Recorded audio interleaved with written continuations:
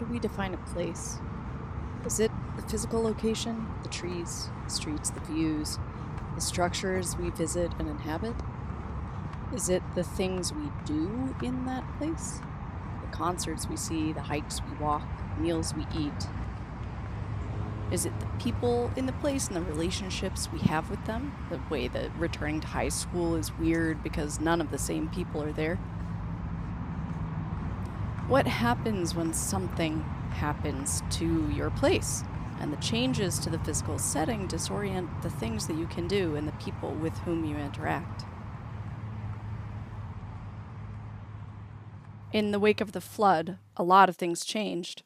They changed so much and so little, it's hard to describe it to other people in a way that makes any kind of sense.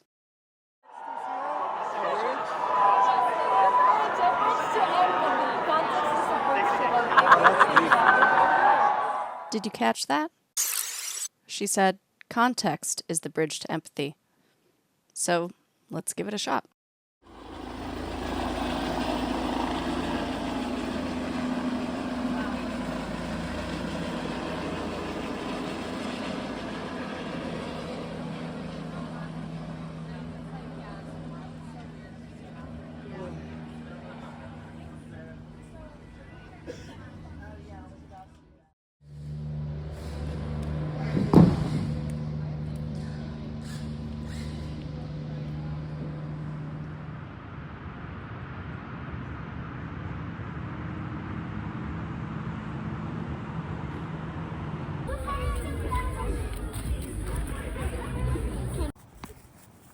Don't let the scenes of apparent normality fool you.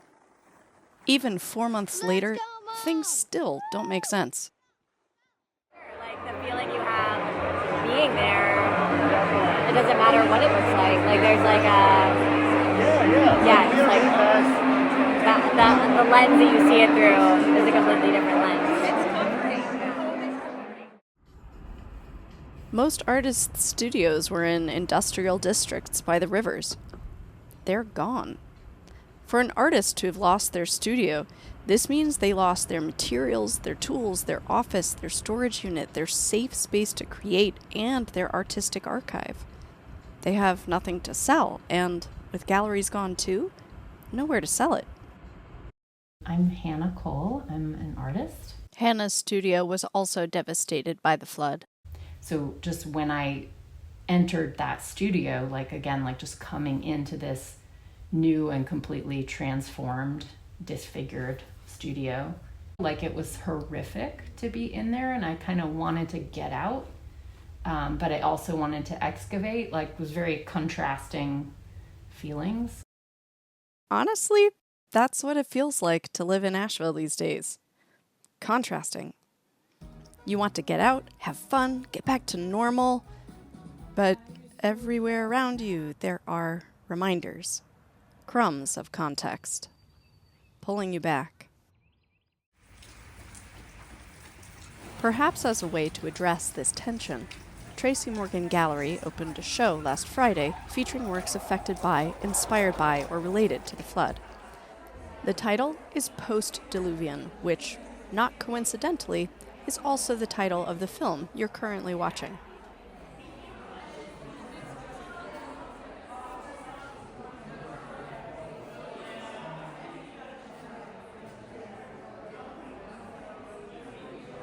My name's Peter. I'm Peter Quinn Oakley, and this is my sculpture. It survived the flood. We had a pretty good advance notice about the flood where I was, and I had time to move all my tools and a lot of works in progress, but I didn't have time to move this thing safely.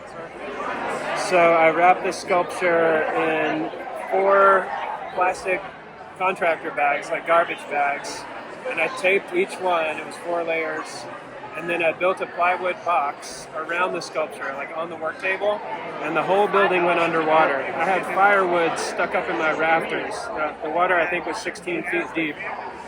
But I went back in there and checked it out, and it was not broken.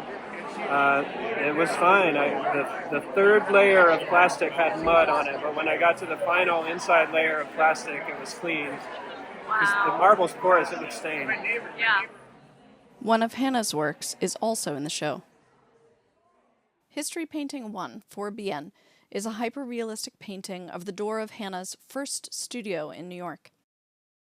I called it history painting because it's got all this like little unremarkable history right there on the door. It's got like tape and ripped paper, and like the tape is ripped down and repainted and ripped down and repainted, and so it's just got this beautiful like patina from all that like history. It, along with everything else in her studio, was damaged in the flood. I found that painting. It was just kind of sitting sideways in the mud, like one corner sticking in the mud, which you can see the evidence of in the painting. Like there's a diagonal mud line. When the water like warped and destroyed the paint, it lifted some of the paint layers, and you can actually see an old car painting underneath it. Like there's this bright blue coming through, which is very strange, but it's the sky from a landscape. Before, the painting I made, the painting I intended to make before the flood, is totally illusionistic. I mean, it is paint, sometimes depicting paint, but it's also 100% manufactured by my hand. And then now you go and it's not that anymore. There is ripped paint that's real ripped paint on top of a painting I made about destroyed paint.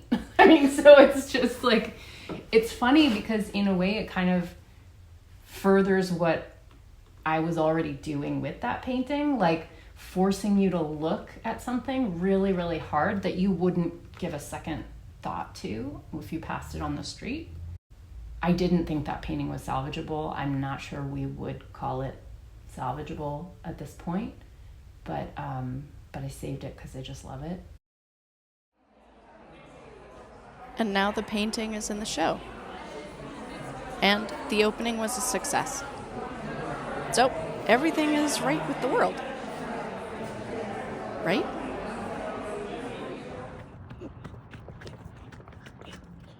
This would be such a great way to wrap everything up, wouldn't it?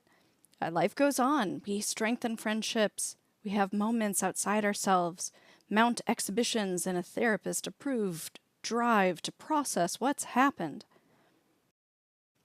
But I emphatically don't want this to be a narrative that gets tied up in a sweet little bow of positivity.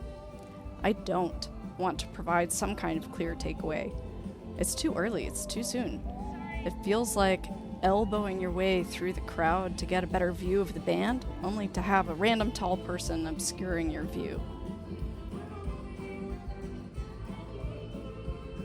And we're all bodies in the crowd, turning our faces towards the sun or towards the loudest sounds.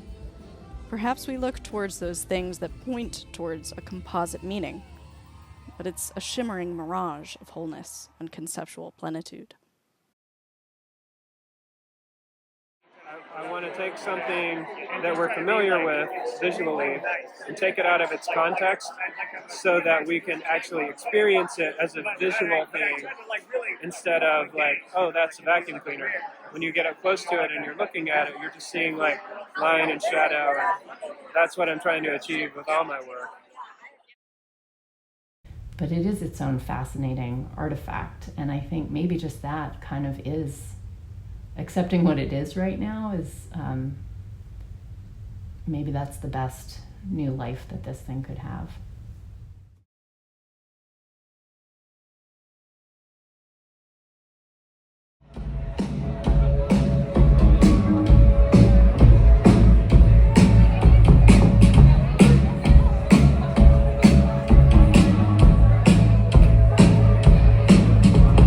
Cold stones